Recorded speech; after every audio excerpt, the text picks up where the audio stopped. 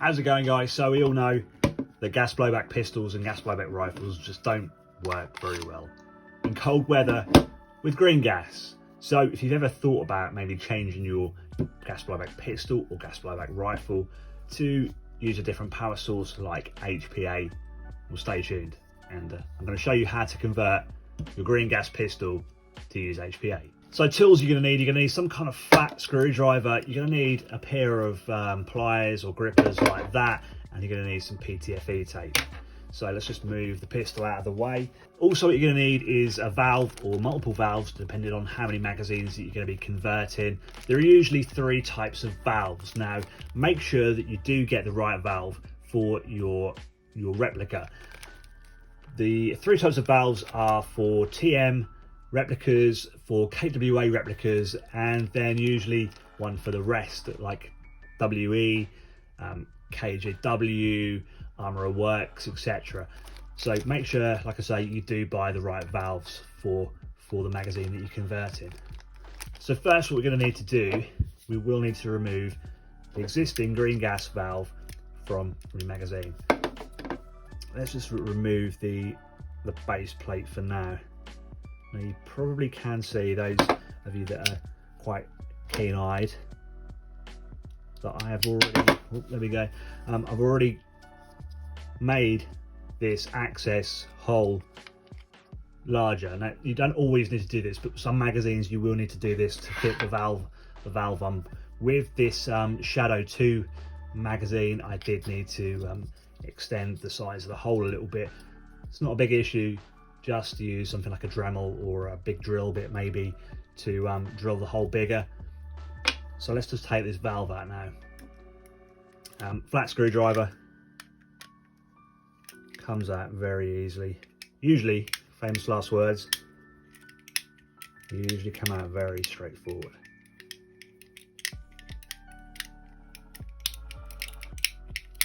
I think we're at the end of the thread now. I said they'd come out easily. This one has just proved me wrong. It's going to come out. Just needs a little persuaded. There we go. So there's your green gas valve, and it's out. So let's take the valve out. And I've actually never tried just installing these valves straight away. What I've always done, just to be on the safe side,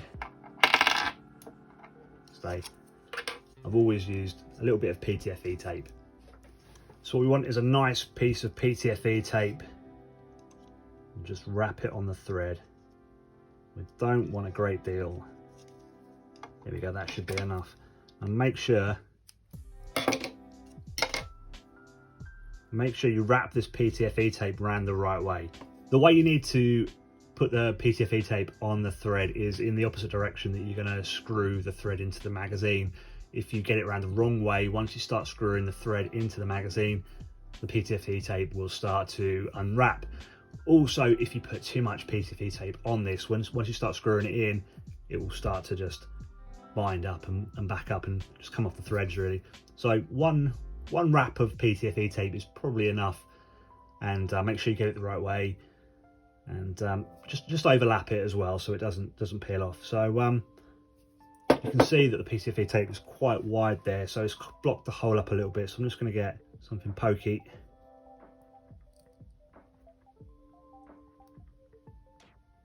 and just, I hate PTFE tape really.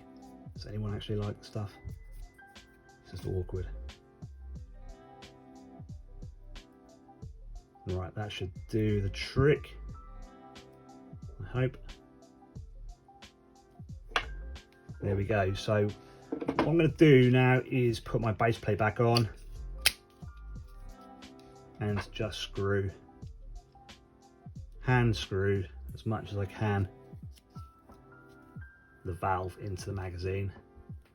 That's about as much as I can do. Now I can't screw it in anymore by hand, so what I'm going to do is use a pair of pliers maybe. I'm going to use these grips. Take a piece of cloth, double it up, wrap it around that valve, So you don't want to mark this valve whatsoever. So you just need to be very, very careful. We'll just start to screw it in. Make sure it's screwing nice and easily. You don't want to cross thread that valve. Oh, your magazine. I think your magazine is pretty likely to cross thread more than the valve is, to be honest with you.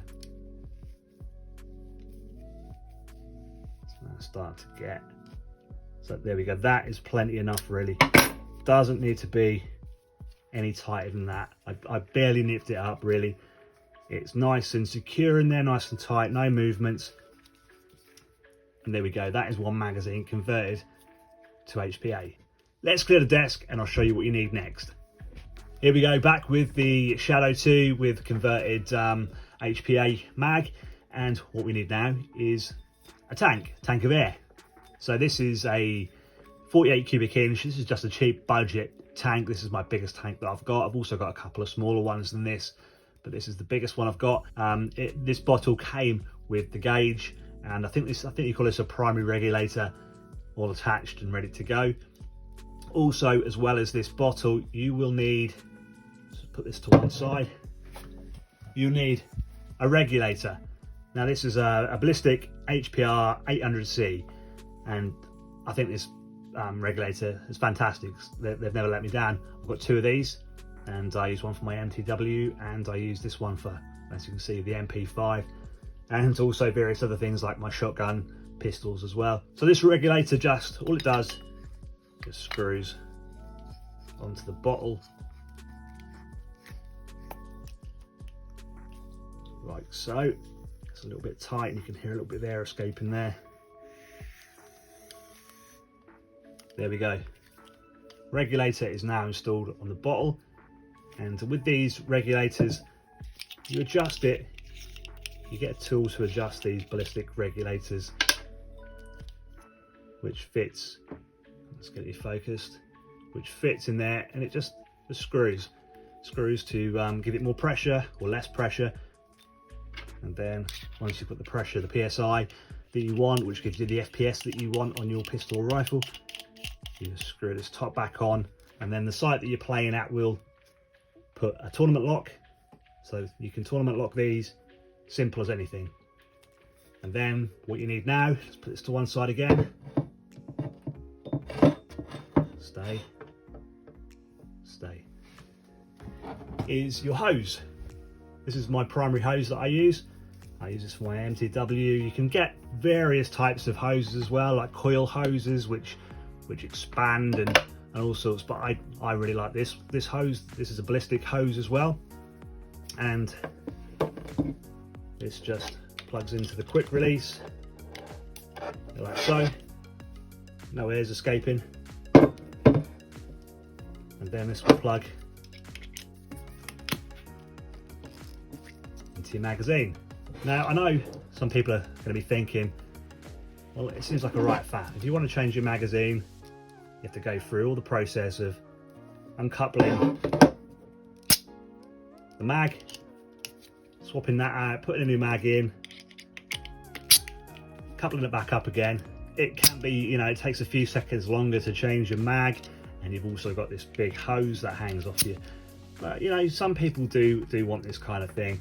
They sometimes want to use their pistols that really don't work in colder weather, colder climates, especially in the winter in the UK.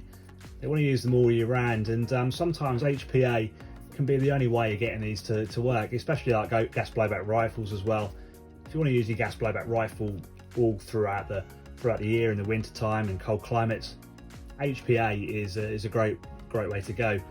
Obviously, some people don't like this line, you know, going around them. Myself, I don't really like using a sling on a rifle, but I really don't mind using these hoses. I just don't find that they get in the way at all. So let's mag up. We've got no BBs in. We've got no BBs in the chamber.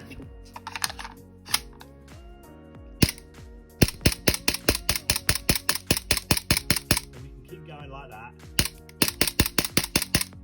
until this big bottle runs out of here. I would hazard a guess that you would get maybe I don't know for certain. I would hazard a guess at say 1500 shots maybe.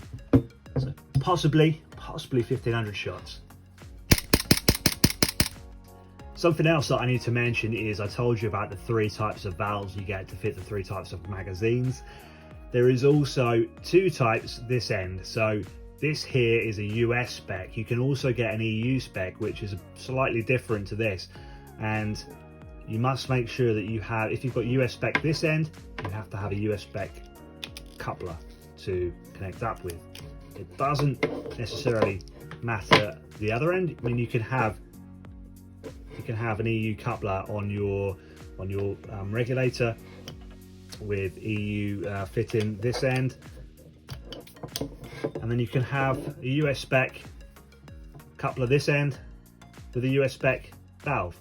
So as long as you get it in the right combination, a US valve has to fit a US coupler, whereas an EU valve has to fit an EU coupler. And there we go, that is all there is to it really. So very, very simple to do. You can buy the kits from various places. Like I said, this came from, all my stuff came from High Pressure Airsoft in the UK. There are obviously places all around the world where you can get this stuff from. The valves here, I think, are around about £6 each, so you have to work that out in your currency. They might be cheaper elsewhere if you shop around.